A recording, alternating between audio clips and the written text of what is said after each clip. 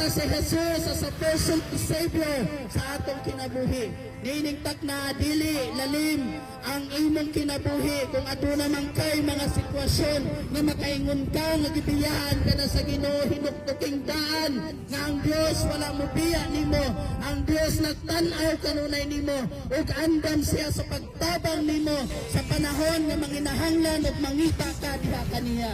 Usa mga taga-biliran, mauni ang takna nga gikinahanglan nga makabati ka sa pulong sa Ginoo. Kaya uulitin ko, mahal na mahal tayo ng Panginoon.